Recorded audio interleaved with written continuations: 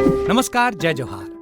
क्या आप भी गवर्नमेंट एग्जाम्स की तैयारी करना चाहते हैं? क्या आप भी मेमोरी टेक्निक्स और ट्रिक्स के जरिए बहुत ही कम समय में स्मार्ट स्टडी करना चाहते हैं? क्या आप चाहते हैं कि सीजी व्यापम टॉपर आपको पढ़ाए?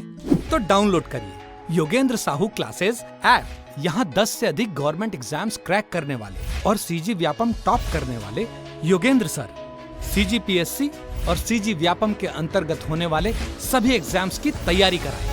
तो डाउनलोड करिए Yogendra Sahu classes app to be the best, learn from the best.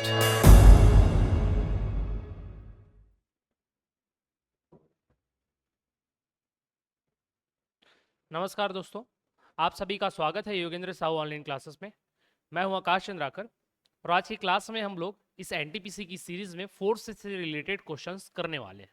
बहुत इंपॉर्टेंट टॉपिक होता है ये, केवल एनटीपीसी के लिए नहीं। आप अगर किसी भी ऐसे एग्जाम की तैयारी कर रहे हैं जिसमें साइंस का वेटेज है या साइंस का पोर्शन रखा हुआ है सिलेबस में, तो ये बहुत इंपॉर्टेंट टॉपिक होता है। इससे क्वेश्चन आपको देखने के लिए मिलेंगे और एनटीपीसी में तो हर बार आपको एक शिफ्ट में अगर 10-12 क्वेश्चन आ रहे हैं, वैसे तो कैटेगराइज नहीं रहता कि बायो से 10 आएंगे, केमिस्ट्री से 10 या फिर फिजिक्स से 10, टोटल मिलाकर 30। लेकिन अगर 12-15 का वेटेज रह गया किसी पर्टिकुलर एक शिफ्ट के पेपर में एनटीपीसी में, तो अगर 15 क्वेश्चन फिजिक्स आने दो तो ये आपको दिख ही जाएंगे। तो ये इतना इंपॉर्टेंट होता है, तो उसके सारे पहलुओं को आज हम लोग डील करते हुए चलेंगे, ठीक है। और अगर आप कोर्स के साथ जुड़ना चाहते हैं तो हमारे साथ हमारे कोर्स के साथ जुड़ सकते हैं। हमारे कोचिंग के द्वारा एनटीपीसी का कोर्स लॉन्च किया गया है, उसको परचेस करके आप तैयारी को चालू रख सकते हो, ठीक है। चलिए पहले प्रश्न की तरफ बढ़ते हैं। पहले प्रश्न से शुरू करते हैं। इसमें बोला गया कि यदि 10 न्यूटन और 5 न्यूटन के दो बल एक वस्तु पर एक ही दिशा में लगाए जाते हैं तो वस्तु पर कार्यरत कुल बल कितना होगा। तो इसने क्या बोला, if two forces of 10 newton and 5 newton are applied on an object. ठीक है, मैं ये एक ऑब्जेक्ट ले लेता हूं इन द सेम डायरेक्शन, मतलब ये दोनों, एक मैंने बोला 10 न्यूटन का ये बल था और मैंने बोला ये एक 5 न्यूटन का बल था, दोनों सेम डायरेक्शन में लग रहा है। Then what will be the total force acting on the object. तो सिंपल सी बात है, अगर मैं इधर लगा रहा हूं और मेरा दोस्त भी आकर सेम डायरेक्शन में किसी वस्तु को ढकेलने में मदद करे तो उसी डायरेक्शन में फोर्स क्या हो जाएगा, बढ़ जाएगा। मतलब अब वस्तु थोड़ी तेजी से आगे की ओर बढ़ने लगेगी, तेजी से आगे की ओर चला जाएगा। तो इसका मतलब क्या होता है कि ये जो नेट फोर्स रहेगा ये क्या हो जाएगा, इस F1 प्लस F2 के बराबर हो जाएगा। मतलब 10 प्लस 5 मतलब टोटल 15 न्यूटन का बल लगेगा, क्योंकि सेम डायरेक्शन में है, एक ही दिशा बोल रहा है। अगर दिशा अलग अलग है बोलता, सेम यहीं पर बता देता हूं, अगर ये 10 इधर से लगता, 5 इधर से लगता, तब नेट फोर्स क्या होता है 10 माइनस 5। क्यों? क्योंकि एक चीज को मैं इधर से फोर्स लगा रहा हूं, दूसरे चीज के लिए मेरा दोस्त उधर से फोर्स लगा रहा है। तो जब दोनों तरफ से फोर्स लगेगा तो क्या हो गया यार, जिसका फोर्स ज्यादा होगा उस दिशा की ओर बढ़ जाएगा। तो 10 जो न्यूटन था वो ज्यादा था, तो इधर 10 बढ़ जाएगा। मतलब 10 नहीं बढ़ेगा, टोटल 5 न्यूटन के हिसाब से बढ़ जाएगा, क्योंकि 5 घटा भी रहे, 5 न्यूटन इधर लग रहा है। तो आपको देखना है, अगर दिशा सेम डायरेक्शन में बोल रहे तो ऐड हो जाएंगे फोर्स, अगर अपोजिट डायरेक्शन में बोल रहे तो माइनस हो जाएंगे, रिड्यूस हो जाएंगे। ये ध्यान में रखना।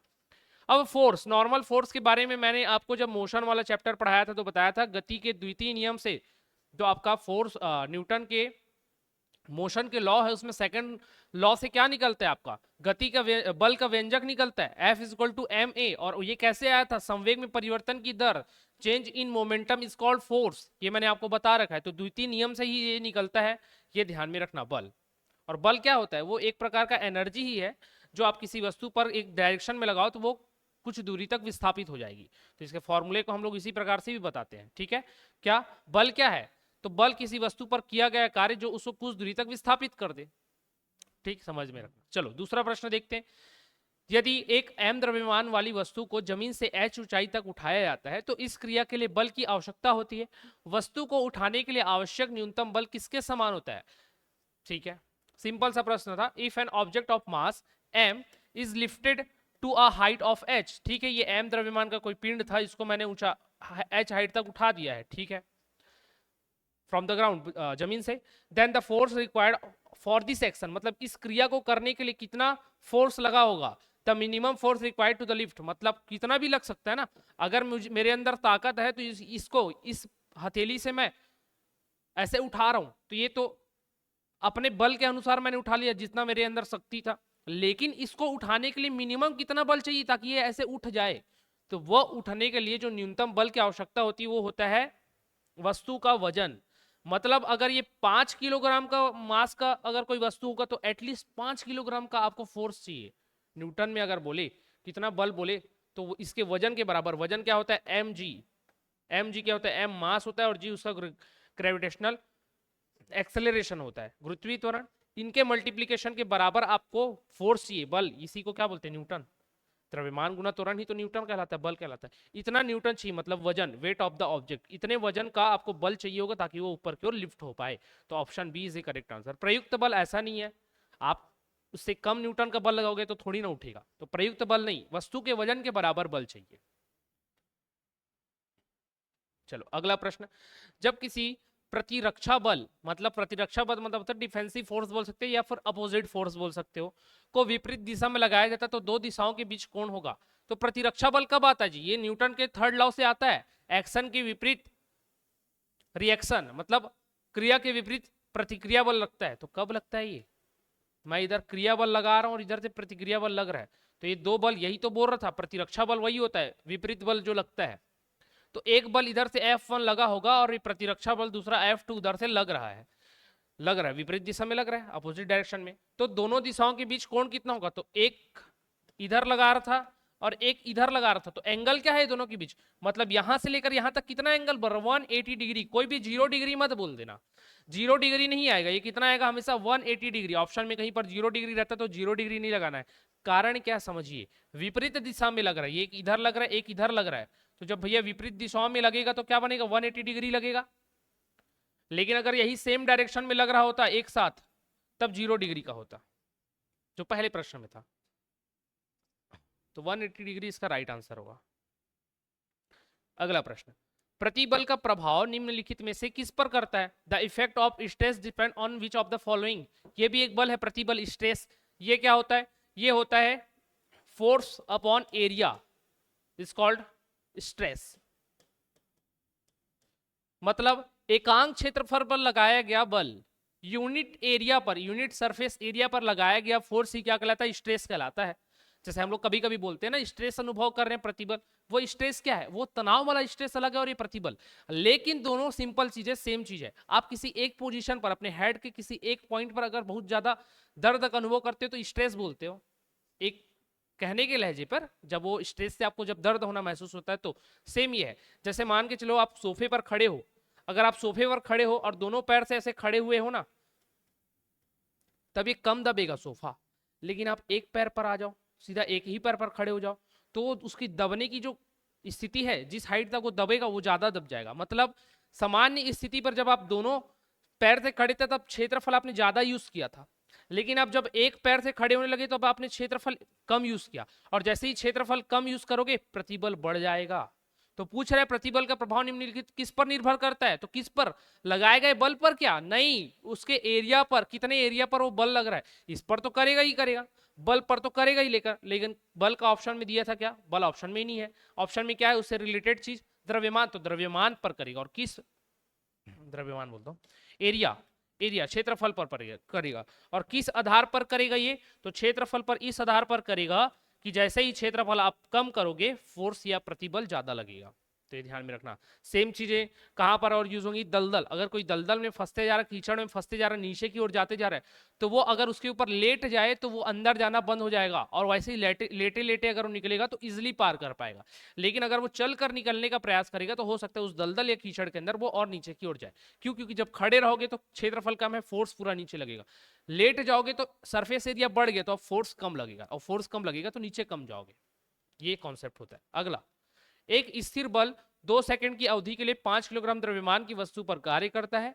यह वस्तु के वेग को 4 मीटर पर सेकंड से 7 मीटर पर सेकंड तक बढ़ा देता है। प्रयुक्त बल की मात्रा ज्ञात करें। A constant force acts on an object of mass 5 kg for a period of 2 second. It increase the velocity of the object from 4 metre per second to 7 metre per second. Find the amount of the force used. Simple सा चीज था।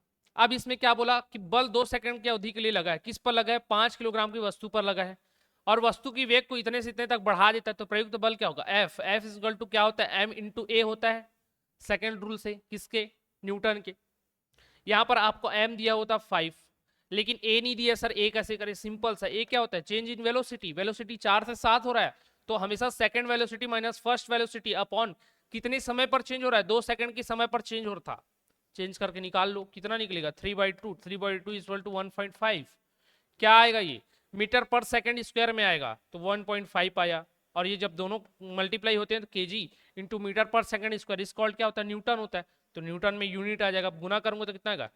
15 5 75 7.5 Newton, 7.5 Newton का बल प्रयुक्त किया जाएगा, तब उस वस्तु का जो स्पीड है 2 सेकंड में 4 से 7 हो जाएगा।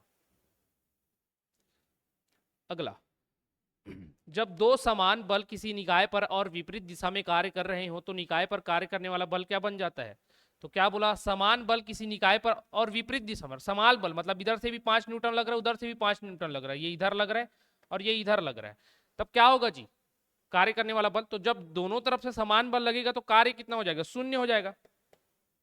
कार्य करने वाला बल क्या हो जाएगा? शून्य हो जाएगा, कोई भी चीज कहीं पर भी नहीं जा पाएगी। अगला, और एंगल कितना होता है? 180 डिग्री। निम्नलिखित परिस्थिति में से किसमें कार्य नकारात्मक बल द्वारा किया जाएगा? In which of the following cases work is done by negative force? जब कोई वस्तु बल की दिशा के लंबवत दिशा में स्थानांतरित होती है। क्या बोल रहा है? नकारात्मक बल कब होगा? पहले तो नकारात्मक का मतलब समझो। अब मैंने बोला मैं 10 न्यूटन का बल इधर लगाता हूं और मेरे दोस्त के द्वारा 5 न्यूटन का बल इधर से लगता है, तो अभी वस्तु, ये कोई ऑब्जेक्ट होगा, किधर जाएगा? इधर ही जाएगा, क्योंकि इधर से फोर्स ज्यादा लग रहा है। अब मैं बोलता हूं कि ये मेरा दोस्त नहीं है, एक ढलान है, मान के चलते हैं एक ढलान है। अब इस ढलान पर मैं इधर किसी वस्तु को ऊपर की ओर ले जा रहा हूं, 10 न्यूटन का बल लगा रहा था, ऊपर की ओर जा रहा था, ये ढलान बढ़ने लगा, ऊपर की ओर मैं और जाने लगा, जाने लगा, जाने लगा। जैसे ही मैं और एकदम ऊपर की ओर पहुंचा, यहां पर से मैंने 10 न्यूटन का बल तो लगाया, लेकिन मैं नीचे की ओर फिसल रहा हूं। मैं अपने आप को पाता हूं कि मैं 10 न्यूटन का बल लगाकर ऊपर ले जा रहा था वस्तु को, लेकिन अब वो वस्तु ऊपर नहीं जा रही है, वस्तु मुझे लेते हुए अब नीचे की ओर आ रही है। तब क्या हुआ? बल तो मैं इस डायरेक्शन में लगाया, लेकिन विस्थापन किधर हो रहा है? वस्तु का नीचे की ओर हो रहा है।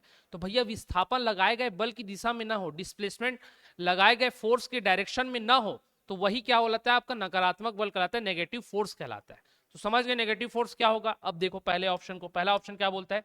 कोई वस्तु जब बल की दिशा के लंबवत दिशा में स्थानांतरित हो, लंबवत मतलब ऐसे बोल रहा है, आप फोर्स इधर लगा रहे हो, उठ ऐसे रहे, तो भैया यहाँ पर कैसे नेगेटिव होगा? नहीं होगा, ये कम से कम ऊपर तो जा रहा है, डिस्प्लेसमेंट इसी पॉइंट से ऊपर की ओर हो रहा है, इधर तो नहीं हुआ, या इधर तो नहीं हो, इधर होता तो मैं पॉजिटिव बोलता, इधर बोलता तो क्या होता? नेगेटिव बोलता, लेकिन वो अपनी स्थिति से आगे की ओर बढ़ रहा है, तो नहीं, लंबवत दिशा में होगा तब तो ये नकारात्मक बल मैं नहीं कह सकता, बल किसी न किसी तरीके से काम कर रहा है। अगला, जब वस्तु बल की दिशा में किसी कोण पर स्थानांतरित होता है, तो कौन सा कोण? यहाँ पर किसी भी कोण बोल दे रहा, 180 डिग्री एंगल बोलता तब मेरे को समझ में आता कि 180 डिग्री के कारण शायद जीरो हो जाएगा काम, लेकिन जीरो ही होगा, नकारात्मक तो नहीं होगा। तो किसी भी कोण पर कैसे नहीं बता सकते, एक सर्टेन एंगल होगा, ठीक है।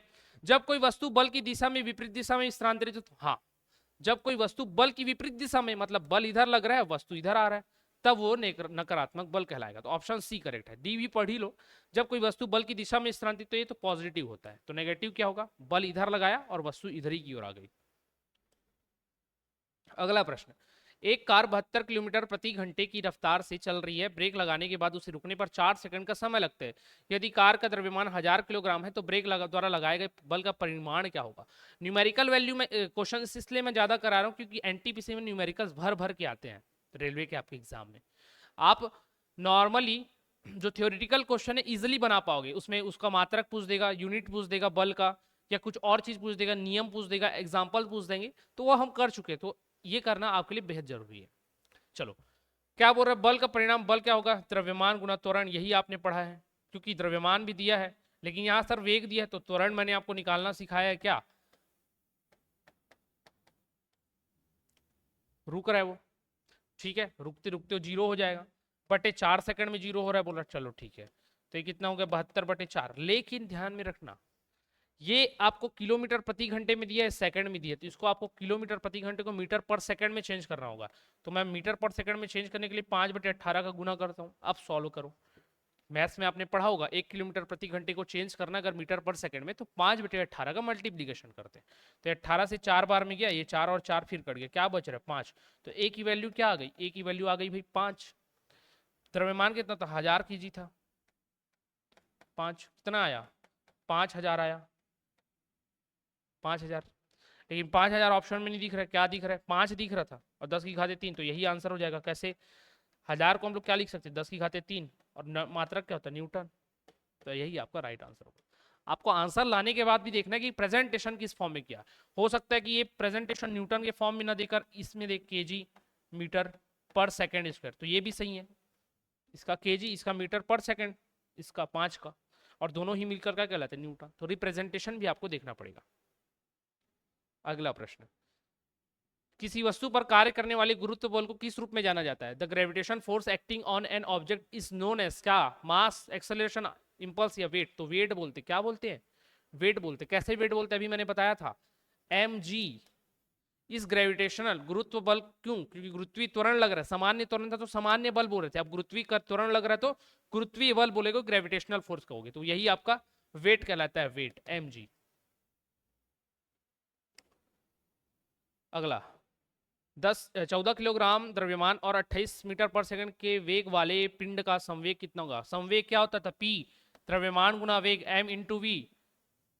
गति के द्वितीय नियम से ये भी प्राप्त होता है, और इसी में फिर वेग में परिवर्तन करते हैं, संवेग में परिवर्तन करते हैं, तो हमारा क्या निकलता था, बल। बल का आपका व्यंजक, ठीक है। अब देखो, ये होता है द्रव्यमान गुना वेग, क्या, संवेग, मोमेंटम बोलते हैं। अब मोमेंटम में द्रव्यमान चाहिए था, द्रव्यमान 14 था, वेग बोला था तो वेग, वेलोसिटी था 28, इसको गुना कर दो, 14 8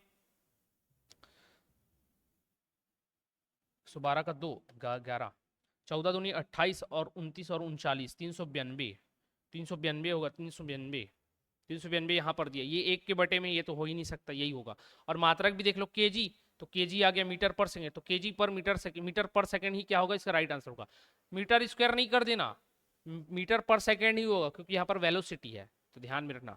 आपका राइट आंसर 392 हो गया। सीधा इसी पर बेस्ड आते हैं आपके इक्वेशन, जो भी क्वेश्चन आते हैं आपके फॉर्मूला बेस्ड ही आते हैं, ज्यादा घुमाने वाला चीज नहीं होता। अगला प्रश्न है, एक गतिमान वस्तु का संवेग कुछ कारकों पर निर्भर करता है, निम्नलिखित में से कौन सा कथन सबसे उपयुक्त है। ठीक है, संवेग किस कारकों पर निर्भर करता है बोल रहा है, किसी गतिमान वस्तु का। तो चलो पढ़ते चलते हैं। गतिमान वस्तु, जो गतिमान का मतलब होता है मूविंग ऑब्जेक्ट का, वस्तु का संवेग उसके द्रव्यमान पर निर्भर करता है।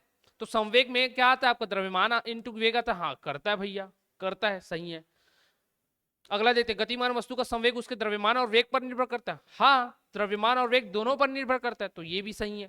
तो अब आपको देखना है कि इसमें कथन सबसे उपयुक्त है बोल रहा है, मतलब विच ऑफ द मोस्ट एप्रोप्रिएट, सबसे उपयुक्त कौन था। उपयुक्त तो ये भी था, लेकिन सबसे उपयुक्त कौन सा हो जाएगा, ये। कारण क्या है, इसमें द्रव्यमान और वेग दोनों पर आपका मोमेंटम निर्भर करता है, इसके भी बढ़ने पर, इसके भी बढ़ने पर। तो भैया दोनों वाले को आपको आंसर लेना, इसलिए आपका आंसर बी करेक्ट हो जाएगा। The momentum of a moving object depends on its mass and velocity. Not only mass, not only velocity, both. अगला प्रश्न, किसी सिस्टम में जब दो अप्रत्यास्थ पिंडों के बीच अप्रत्यास्थ पिंडों के बीच टक्कर होती है, तब उसमें क्या होता है। In a system when two inelastic bodies collide, collide का मतलब होता है टक्कर, आपस में टकराना, तब क्या होगा। अप्रत्यास्थ का मतलब है कि वो जब टकराए सिस्टम में और टकराकर फिर चलने लगे, तो उसमें क्या होगा। ये एक था पिंड, ये मान के चलता हूं, दोनों की स्थिति अब क्या होगी, टकराने के बाद ये ऐसी हो गई, टकराने के बाद क्या होते हैं, उसमें क्या होगा, उसका संवेग और गतिज ऊर्जा दोनों परिवर्तित हो जाएगा। नहीं, संवेग तो हमेशा संरक्षित होता है, जैसे ऊर्जा हमेशा संरक्षित होता है, कंजर्वेशन ऑफ एनर्जी हम लोग पढ़ते हैं, law of conservation of energy, वैसे law of conservation of momentum होता है। संवेग हमेशा आपका संरक्षित रहता है, तो परिवर्तित तो होगा नहीं, चेंज होता नहीं है मोमेंटम, जैसा पहले था बाद में भी वैसा रहेगा। तो टक्कर के पहले भी बराबर मोमेंटम, बाद में भी बराबर, तो ये तो नहीं हो सकता। गतिज ऊर्जा परिवर्तित होती है परंतु संवेग संरक्षित, हाँ ये बात तो सही था, संवेग संरक्षित, लेकिन गतिज ऊर्जा परिवर्तित हो जाती है क्या, हाँ हो जाती है। कारण क्या है, फॉर्मूला होता है इसका हाफ mv² काइनेटिक एनर्जी का। मास तो कभी चेंज नहीं होगा, लेकिन वेलोसिटी चेंज हो जाएगी। हो सकता है कि टक्कर के पहले एक पिंड की गति 10 रही हो और एक की गति 5 रही हो, तो टकराने के बाद भैया 10 की गति वाला ना 5 वाले को थोड़ा बढ़ा देगा उसकी स्पीड को, और खुद की स्पीड उसकी कम हो जाएगी। क्यों? क्योंकि वो किसी से टकरा गया तो स्पीड रुक गया, लेकिन जिसकी स्पीड कम थी वो ज्यादा स्पीड वाले चीज से टकराएगा तो उसकी स्पीड बढ़ जाएगी। तो एक की स्पीड कम हुई, दूसरी की बढ़ी, तो गतिज ऊर्जा क्या हो जाएगी? चेंज। तो यही आपका राइट आंसर होगा। ठीक, तो संवेग कभी भी परिवर्तित नहीं होता, संरक्षित रहता है, और गतिज ऊर्जा वेलोसिटी के अकॉर्डिंग चेंज हो जाता है।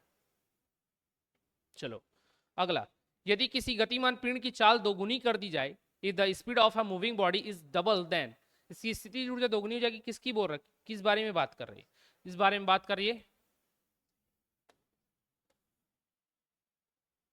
गतिमान पिंड की चाल दोगुनी कर दी जाए, वेलोसिटी। वेलोसिटी को अब क्या कर दिया आपने? 2v कर दिया, 2v कर दिया, तब क्या होगा?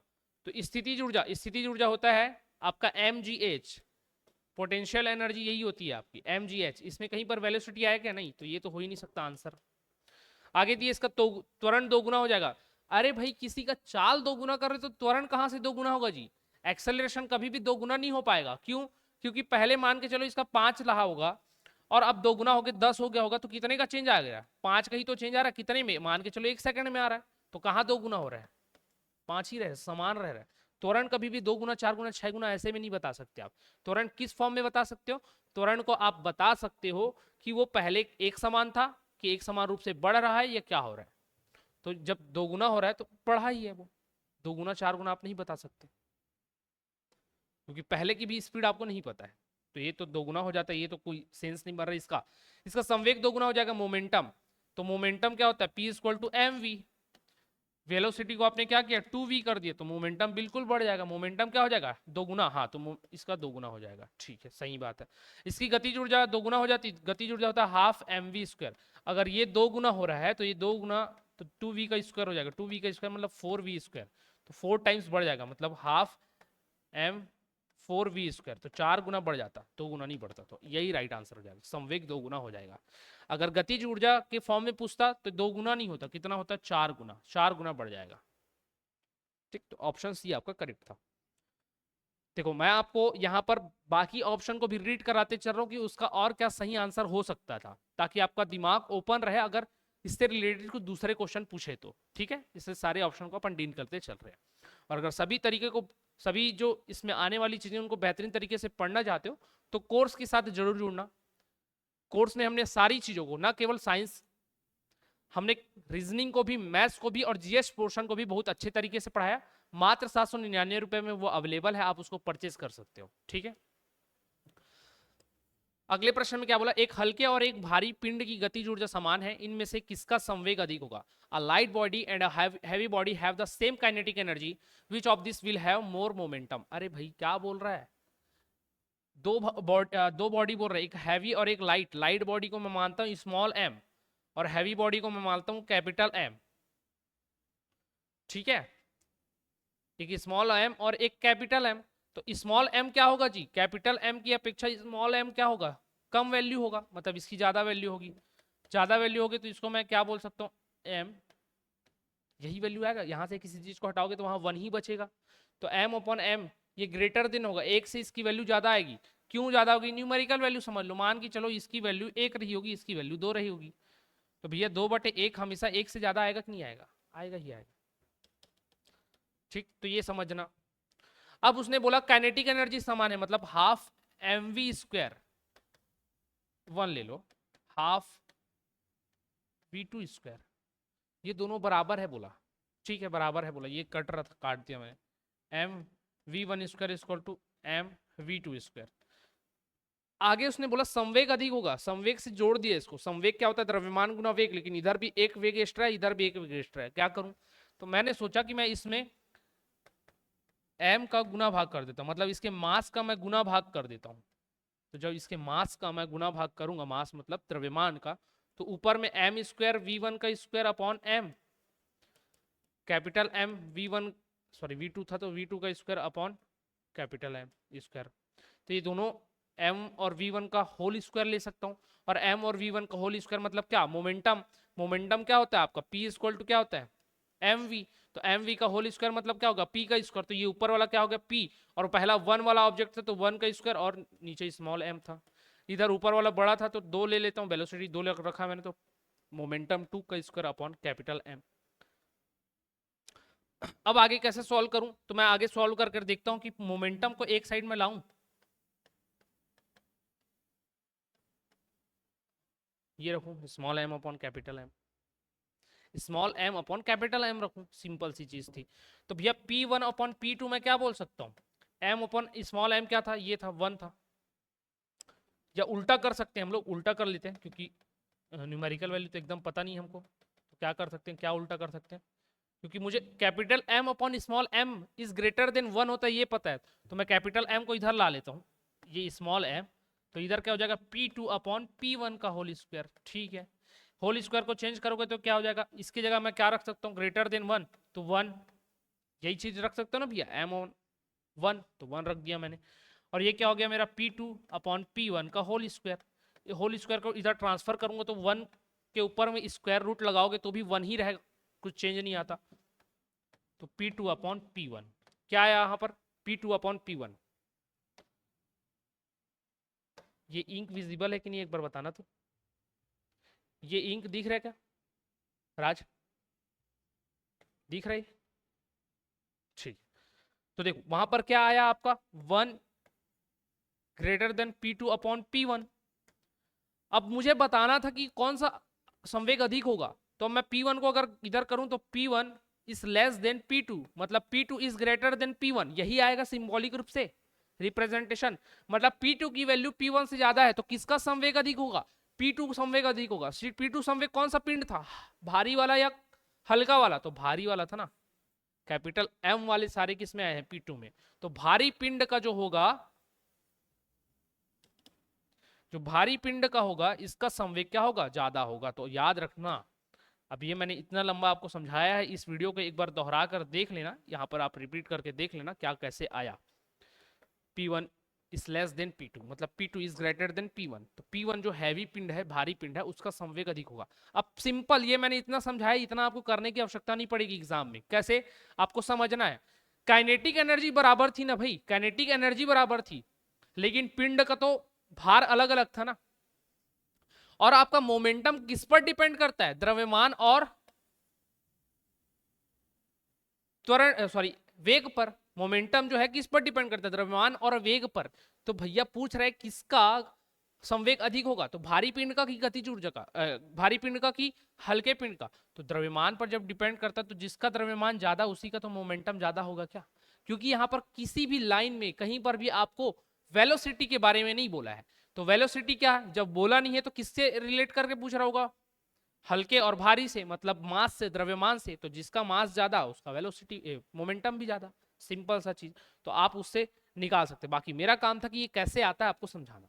अगला, निम्न में से किस सिद्धांत के अनुसार कोई रॉकेट अंतरिक्ष में कार्य करता है, तो अंतरिक्ष जब भी रॉकेट होता है ना भैया, ये संवेग संरक्षण पर आधारित होता है। कैसे सर, जब ये रॉकेट नीचे की ओर लॉन्च करता है ना, धुआं छोड़ता है और ये आगे की ओर बढ़ता है, तो ये जितने मात्रा में धुआं नीचे डालता है ना, जितने मास का, जितने वेलोसिटी से धुआं नीचे की ओर ले जाता है, उसी वेलोसिटी से इस रॉकेट को वो धुआं ऊपर की ओर भेजता है। तो इससे क्या समझ में आ रहा है कि mass into velocity is called momentum. तो जितना मोमेंटम नीचे लग रहा था उसी मोमेंटम से आगे बढ़ रहा था, मतलब संवेग परिवर्तित नहीं हुआ, संवेग जितना इधर है उतना ही उधर है। मतलब ये m1 स्मॉल m मानता हूं मैं, गैस का कितना ही मास होगा, v1 की स्पीड से नीचे की ओर आ रहा था और इसी स्पीड से कैपिटल M v2 इस स्पीड से रॉकेट ऊपर की ओर जा रहा था। सर ये माइनस क्यों लगा, क्योंकि बराबर है ना, और बराबर है विपरीत दिशा में लगता है, इसलिए ये गति के तृतीय नियम को भी फॉलो करता है, रॉकेट का ऊपर जाना। क्रिया के विपरीत प्रतिक्रिया बल लगी और इस बल के अकॉर्डिंग जो आपका संवेग था वो संरक्षित था, क्योंकि संवेग जिधर नीचे की ओर लग रहा था उतना ही ऊपर की ओर लग रहा था। तो ये किस पर काम करते हैं आपके संवेग संरक्षण, principle of conservation of momentum, the law of conservation of momentum पर भी काम करेगा, साथ में थर्ड लॉ पर भी काम करता है। तो ये ध्यान में रखना, माइनस चिन्ह यही बताता है कि विपरीत दिशा पर लग रहा है, तो जितना पहले नीचे था उतना ही बाहर की ओर। अभी दोनों को एक साथ लिख दो, तो m1 v1 प्लस m2, इसको 2 मान लो, m2 v2 बराबर क्या आएगा 0। तो क्या मिला, जितना पहले संवेग था बाद में संवेग बराबर 0, तो संवेग हमेशा संरक्षित रहा, संवेग चेंज ही नहीं हुआ। क्यों? क्योंकि जब स्टैटिक पोजीशन पे रहेगा रॉकेट तो उसका मोमेंटम क्या रहेगा जी? शून्य ही रहेगा। स्टैटिक पोजीशन मतलब वेलोसिटी नहीं है। तो ये समझ में आना चाहिए आपको, ठीक? तो ध्यान रखना। अगला प्रश्न, एक 2 किलोग्राम की गेंद 5 मीटर पर सेकंड के वेग से चलती हुई किसी स्थिर 4 किलोग्राम वाली गेंद से टकराती है। टक्कर के बाद दोनों का वेग ज्ञात करो। किसका बोल रहे? दोनों गेंदों का, मतलब two balls after the collision the velocity of the two balls of the after collision, मतलब दोनों गेंदों की आपकी टक्कर के बाद की वेलोसिटी ज्ञात करनी है। तो दोनों का ज्ञात करने के लिए ना किसी एक का देता तो मैं एक का निकाल लेता, दोनों का कैसे निकालूंगा? तो सिंपल सा पॉइंट है, अभी मैंने संवेग संरक्षण दिखाया, मतलब क्या? टक्कर के पहले इसका m1 v1 रहा होगा, हाँ रहा होगा सर, उसका m2 v2 रहा होगा, रहा होगा, और दोनों का योग 0 होता, होता कि नहीं होता? होता। क्या होता? दोनों का जो मोमेंटम होता वो 0 होता, सॉरी मोमेंटम, हाँ मोमेंटम क्या होता? 0 होता टक्कर से पहले। लेकिन टक्कर से पहले की स्थिति में 0 कहलाता, ठीक है? टक्कर की स्थिति के पहले ये दोनों जीरो कहलाता। लेकिन अब क्या बोल रहा है कि वो टक्कर हो जा रहा है, और टक्कर हो रहा है बोल रहा है मतलब ये दोनों आपस में मिले होंगे, तो अब ये 0 नहीं आएगा। नॉर्मल पहले नहीं टकरा रहा होता तो 0 आता, लेकिन अब टकरा रहा है। टकराने के बाद क्या होगा? टकराने के बाद इसकी वेलोसिटी, इसका जो मास है और ये दोनों का मास आपस में जुड़ जाएगा और ये एक वेलोसिटी से आगे की ओर बढ़ने लगेंगे। क्यों ऐसा क्यों बोल रहे हो सर? स्थिर बोला है ना, स्थिर बोला है, मतलब एक एक पिंड था, इस पर एक छोटा वाला पिंड आया, ये ऐसे टकराया, तो यहां तक जब आया तो ये तो स्थिर था जी। जब ये टकराएगा तो किसकी स्पीड से भागेगा? जब ये जितना स्पीड इस पर लगाएगा उसी स्पीड से तो दोनों साथ ही साथ चलेंगे क्या? ये स्टेज। लेकिन क्या यही स्टेज हो सकता है क्या? नहीं। अगर ये स्टेज होता तो ये दोनों गेंदे का वेग नहीं पूछता। अगर दोनों गेंद का वेग पूछ रहा है, वेलोसिटी पूछ रहा है, मतलब क्या होगा? टकराने के बाद ये अलग स्पीड से गई होगी और ये बड़ा वाला पिंड अलग स्पीड से गया होगा, अलग अलग स्पीड से गए होंगे। तो सबसे पहले तो टकराएंगे, तो टकराते ही क्या वेलोसिटी आएगी? टकराते ही वेलोसिटी निकाल लेता हूं मैं यहां से। तो टकराते ही वेलोसिटी कैसे निकलेगा? सिंपल सा, ये 2 किलोग्राम वाला 5 की स्पीड से चल रहा था, 4 किलोग्राम वाला स्थिर था, मतलब इसकी स्थिर थी, मतलब वेलोसिटी नहीं था। 2 + 4, अब टकरा गए तो ये 0, ये 10, ये 6 v, तो v बराबर क्या निकल जाएगा? सीधा 10/6, और 10/6 का मतलब कितना होता है? 1.66। क्या आएगा? 1.66। मतलब ये अलग अलग नहीं होंगे, एक ही स्पीड से चलने लगे तो 1.66 के स्पीड से जाएंगे। लेकिन क्या बोल रही है? दोनों का वेग क्या होगा? दोनों का वेग क्या होगा? मतलब एक का वेग इस प्रकार से निकाल सकते हैं और दूसरा वेग और निकालना पड़ेगा, ठीक है? चलो, अब आपको पता चल गया कि टोटल वेलोसिटी 1.66 के अकॉर्डिंग आसपास होनी चाहिए। और ये वेलोसिटी किसकी है? ये दोनों की है, दोनों की है, तो दोनों की क्या होगी? v1 + v2 बराबर 1.66। दोनों की वेलोसिटी होना भैया v1 + v2, दोनों की वेलोसिटी है ये, ठीक है? अब एक समीकरण और मेरे नजर में दिख रहा है, वो कैसे दिख रहा है अभी आपको समझाता हूं। ये आपको मैंने डायग्राम बनाकर बताया था, आप आई होप समझे होगे। अब ये जो 3rd नंबर का डायग्राम बनाया था कि टकराने के बाद ये अलग हो रहे हैं, तो टकराने के बाद जब ये अलग होंगे ना तो कैसे चलेगा देखना। जब ये टकराने के बाद अलग होंगे तब क्या होगा? तो टकराने के बाद अलग होंगे तो अब ये 2 × 5 धन, ये 0 ही रखता हूं, 0 ही वैल्यू आएगा, बराबर ये टकरा कर अलग अलग जब चलेंगे तो क्या किस स्पीड से चलेगा? 2v1 + 4v2, ऐसे ही चलेंगे, संवेग ऐसे ही आएगा, अलग अलग इनका स्पीड रहेगा बोल रहा है। तो जब अलग अलग स्पीड रहेगा तो 10 बराबर क्या हो जाएगा? 2 कॉमन, यहाँ 2 है, यहाँ 4 है, 2 कॉमन लिए तो क्या बचेगा? v1 + 2v2, यही बचेगा, और 2 से काटूं तो 5, तो v1 + v2, 2 टाइम्स 2v2। लेकिन मुझे तो पता था कि जब ये दोनों एक एक बार लिया था तो 1.6 आंसर आ रहा था, लेकिन जब एक की स्पीड को मैं डबल कर दे रहा हूं तो 5 आंसर आ रहा है। लेकिन मुझे तो एक v1 और v2 का एक ये वाला इक्वेशन मिल रहा है और इससे पहले एक ये इक्वेशन मिला था। अब जब 2 इक्वेशन प्राप्त हो रहे हैं तो आपको मालूम होना चाहिए, जब 2 इक्वेशन प्राप्त हो तो आप आसानी से 2 अलग अलग वेरिएबल्स की वैल्यू निकाल सकते हैं। तो दोनों अगर मैं यहां से निकालना चाहूं, यहां से अगर मैं दोनों वेरिएबल की वैल्यू निकालना चाहूं तो 1 व 2 से क्या निकालूंगा? सिंपल सा, तो ये मैं निकाल रहा हूं, मान के चलो ये v1 + 2v2 बराबर कितना है? 5, और ये v1 + v2 बराबर कितना था? 1.66। घटा दो, सिंपल सा घटाया तो एक घट गया, घटाया तो यहाँ पर केवल V2 बचेगा क्योंकि ऊपर 2 था, सिंपल नीचे 1 था। यहाँ पर घटाऊंगा तो 5 में 1 गया 4 और 0.6 और गया तो 3.34। तो V2 की वैल्यू क्या निकल गई 3.34। तो V1 की वैल्यू क्या निकल जाएगी, V1 की वैल्यू क्या निकल जाएगी, V1 वैल्यू निकल जाएगी आपकी 5 माइनस 3.34, मतलब ये कितना आएगा 1.66। तो V1 की वैल्यू क्या आ गई 1.66। तो 1.66 और 3.34 किस में दिख रहा है, 1.66 दो जगह दिख रहा है और 3.33 मतलब ये वाला होगा अप्रोक्सीमेटली आंसर। समझ में आया? तो ये आप इस तरीके से आंसर निकाल सकते हो। सिंपल, एक साथ अगर स्पीड पूछता तो आप डायरेक्ट यहीं पर आंसर दे सकते थे, लेकिन उसने बोला अलग अलग गेंद का, तो आपको दूसरा न्यूमेरिकल वैल्यू के लिए दूसरा एक इक्वेशन ड्रॉ करना पड़ेगा। चलो अगले प्रश्न पर चलते हैं। निम्न में से कौन सा घर्षण बल के बारे में सही नहीं है? Which of the following is not correct about friction force. तो घर्षण क्या होता है? यह बल है जो संपर्क में दो सतहों के सापेक्षिक गति का विरोध करता है। हाँ, रिलेटिव मोशन का ये अपोज करता है। कैसे रिलेटिव मोशन का करता है अपोज? तो ये तो सही बात था, हमको सही नहीं ढूंढना है, ठीक है, तो ये तो गलत हो गया। तो सापेक्ष गति का कैसे? जैसे मैं चल रहा हूं, तो मैं चल रहा हूं लेकिन मेरा जो घर का सरफेस है या फिर कहीं पर रोड का सरफेस है वो चल रहा है क्या? नहीं चल रहा है, मतलब मैं उसके सापेक्ष आगे की ओर जा रहा हूं। या नॉर्मल एक रोटेट होता हुआ एक प्लेट है जिसके ऊपर मुझे दौड़ना है, तो वो प्लेट भी रोटेट हो रहा है और मुझे लगातार दौड़ते रहना, स्टैटिक होकर उसके साथ नहीं घूमना, तो मुझे भी दौड़ना पड़ेगा। तो क्या होगा? फ्रिक्शन के कारण ही मैं उसके ऊपर दौड़ पाऊंगा, फ्रिक्शन के कारण ही मैं रोड पर चल पाऊंगा। और ये क्या होगा? दो लोगों के बीच या दो ऑब्जेक्ट के बीच क्या हो रही है? रिलेटिव मोशन हो रहा है। तो घर्षण वह बल है जो संपर्क में दो सतहों के बीच क्या होती है? सापेक्षिक गति का विरोध होती है, और इसी विरोध के कारण हम चल पाते हैं। अगर ये विरोध ना हो, ये अपोज ना हो, तो हम फिसल जाएंगे। जैसे तेल अगर कहीं पर रखा हुआ है या फिर कहीं पर वॉशिंग पाउडर बिखरा हुआ है, घोल उसका सॉल्यूशन, तो आप फिसल जाते हो। कारण क्या? फ्रिक्शन नहीं मिल पाता। ठीक, तो ये तो होता है। अगला, वह घर्षण बल जो किसी सतह पर चलने का कार्य करता है स्लाइडिंग घर्षण कहलाता है। हाँ, तो चलने के लिए हम स्लाइडिंग ही करते हैं क्या? चलने या फिसलना स्पेशली। जैसे देखना, जैसे फन सिटी आप जाओगे, वाटर वर्ल्ड जाओगे, तो उसमें जो तैरने वाले जाते हैं ना, ऐसे एक टनल से होकर गुजरते हैं और बाहर फिसल कर निकलते हो क्या? लिक्विड वहां पर पूरा आपका जो पानी है वो फैला हुआ है, इसलिए आप उसमें क्या फिसल पाते हो। तो स्लाइडिंग घर्षण ही बोलते हैं उसको। क्या बोलते हैं? स्लाइडिंग घर्षण। तो ये तो सही था, लेकिन हमें गलत चुनना है। अगला, मशीनों में घर्षण ऊर्जा अपव्यय और टूट-फूट का कारण बनता है। मतलब energy and wear tear, energy loss होता है, साथ में वियर टियर होता है। तो हाँ, सही है। दो अलग अलग प्रकार के मशीन एक दूसरे के साथ कंपाइल हुए हैं, जुड़े हुए हैं, और लगातार वो रोटेट करेंगे तो एक दूसरे की सतह को क्या करेंगे? घसेंगे। और घसेंगे तो कोई मेटल पार्ट होगा तो क्या होगा? जब एक दूसरे से लगातार वो रगड़ाता रहेगा तो उसमें एनर्जी ड्रॉ होगा। किस फॉर्म में? थर्मल फॉर्म में। थर्मल एनर्जी के फॉर्म में ये अपव्यय होता है एनर्जी, और उसका टूट फूट भी होगा। ज्यादा घिसा गए तो रगड़ा जाएंगे, टूट जाएंगे। सही था, ऑप्शन डी बचा। यही आंसर ले लो बिना पढ़े, क्योंकि तीन अगर नहीं हो रहे तो चौथा ही आंसर होगा, बट फिर भी हम पढ़ लेते हैं।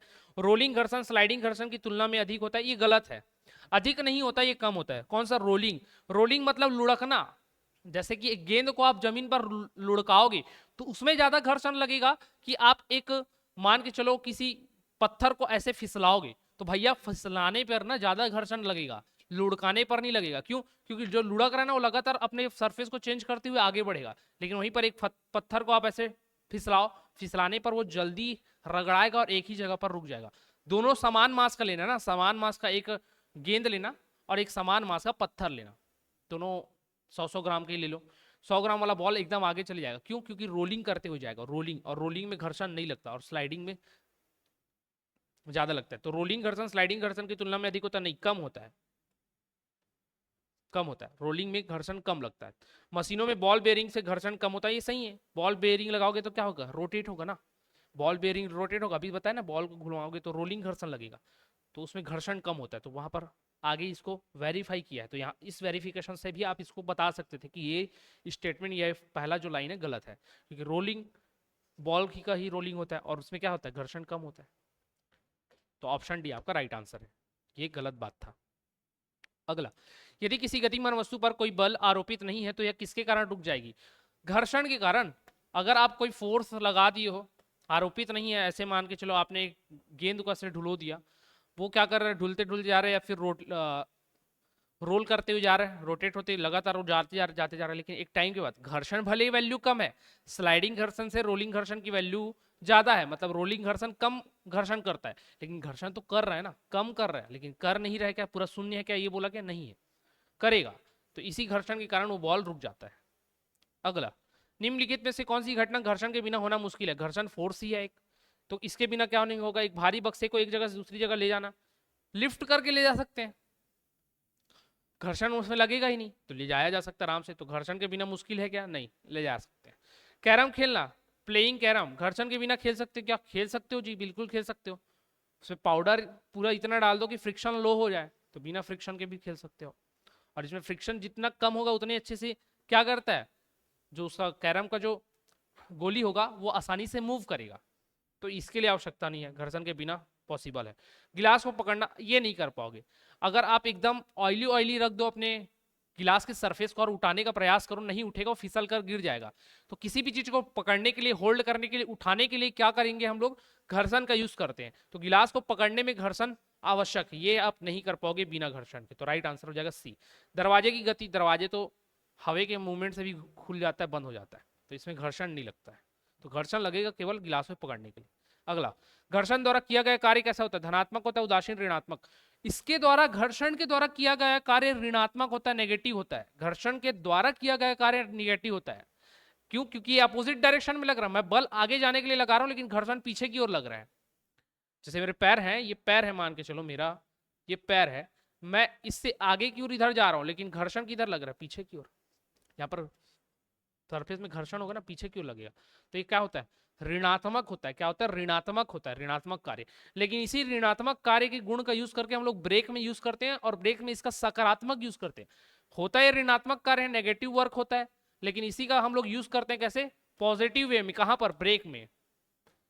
तो ब्रेक के लिए बोलेंगे तो पॉजिटिव वर्क करता है, लेकिन एज इट एक सिंपल सेवल घर्षण का कैसा कार्य पूछे तो घर्षण का कार्य नेगेटिव होता है, उसके यूजेस हम पॉजिटिव फॉर्म में कर सकते हैं। आगे, घर्षण द्वारा किए गए कार्य का क्षय नहीं होता, बल्कि यह खालिस्तान ऊर्जा के रूप में परिवर्तित हो जाता है। अभी मैंने मशीन के बारे में पढ़ा है, दो मशीन के सरफेस आपस में टकरा टकरा कर चल रहे हैं, तो क्या होगा जी? थर्मल एनर्जी उत्पन्न होगा, क्योंकि एनर्जी को ना उत्पन्न कर सकते हो ना फिर नष्ट कर सकते हो, ये एक रूप से दूसरे रूप में उत्पन्न कर सकते हो या परिवर्तित कर सकते हो, तो थर्मल एनर्जी के रूप में आता है।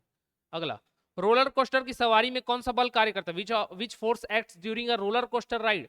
रोलर कोस्टर राइड आप देखोगे इस प्रकार से ये चलता है, ये दो ऐसे इसके पटरी रहते हैं, ये ऐसे चलते जाते हैं कहीं पर भी जाकर ऐसे, लेकिन ये जब चलते हैं तो क्या करते हैं? एक पर्टिकुलर ना सर्टेन सेंटर के चारों ओर घूमता है, सेंटर को एक बनाकर चलता है, तो सेंटर जहां पर भी उपस्थित होगा ना, वहां पर आपका सेंट्रीपेटल और सेंट्रीफ्यूगल फोर्स लगेगा। सेंट्रीपेटल कहां पर लगेगा? सेंट्रीपेटल लगता है आपका केंद्र की ओर, जिसको हम लोग अभी केंद्रीय बल बोलते हैं, और सेंट्रीपेटल फोर्स होता है, सॉरी सेंट्रीफ्यूगल जो फोर्स होता है बाहर की ओर, जिसको हम लोग अब केंद्रीय बोलते हैं।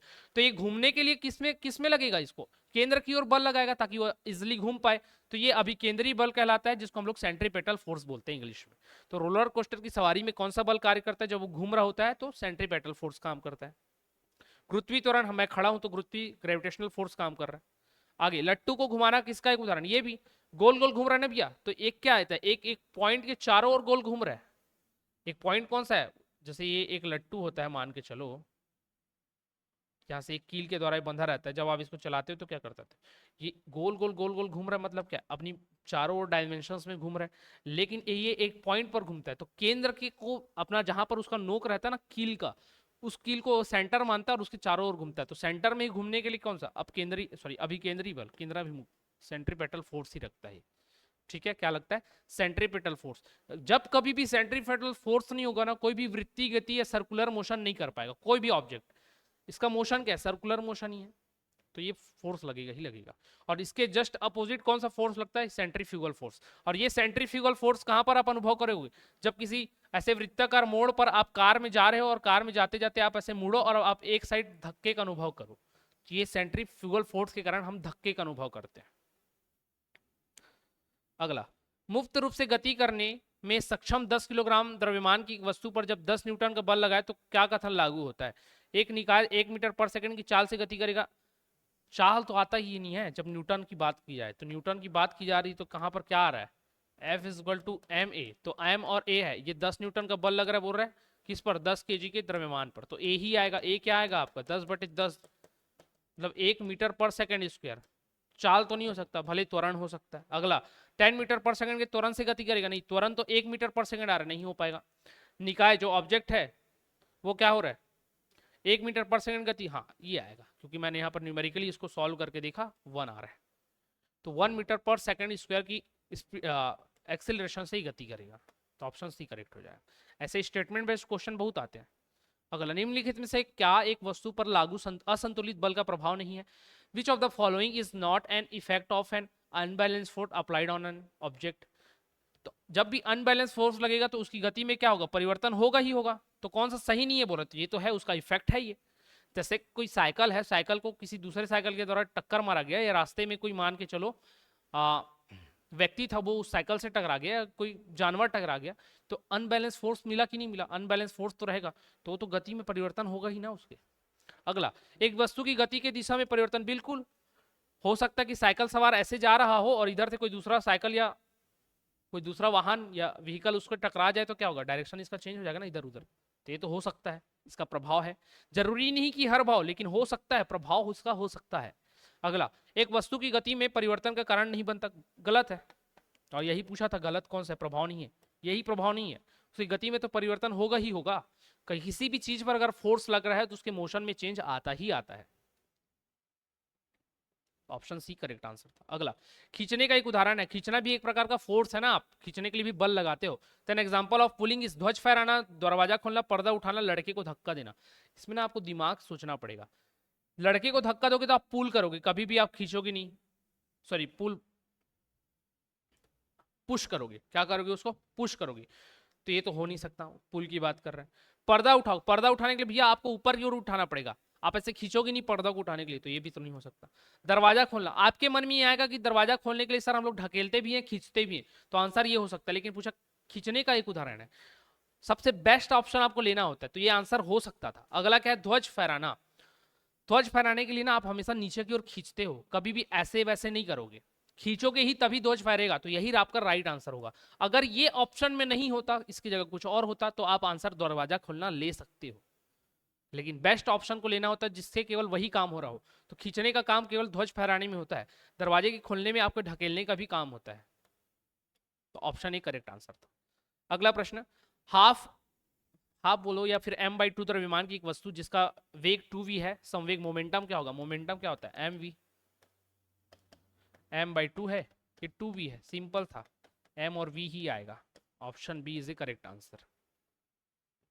ठीक है, अगला, एक सेल में विस्फोट के बाद कई टुकड़े अलग अलग दिशाओं में उड़ जाते हैं, इस स्थिति में क्या संरक्षित रहेगा? After the explosion of a cell many pieces fly off in different directions, what is conserved in this situation? इसका कमेंट करके आप लोग आंसर बताइएगा। 28 नंबर के क्वेश्चन का आप लोग कमेंट करके आंसर बनाना, इसमें क्या होगा।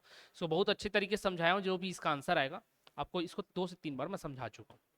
अगला, 29.01 किलोग्राम द्रव्यमान की बंदूक की गोली 5 किलोग्राम वजन की बंदूक से दागा जाता है। यदि गोली की प्रारंभिक चाल 250 मीटर पर सेकंड है, तो बंदूक के प्रतिक्षेप की चाल कितनी होगी? प्रतिक्षेप मतलब बोल रहा है वो आपका डिफेंसिव स्पीड बोल सकते हो, या फिर नेगेटिव स्पीड बोल सकते हो, या फिर रिपल स्पीड बोल सकते हो, ठीक है, जिसको रिकॉइल भी बोलते हैं, रिकॉइल स्पीड बोलते हैं। सिंपल सा था, ऐसे प्रश्न हम लोगों ने पहले भी किए हैं, ठीक है।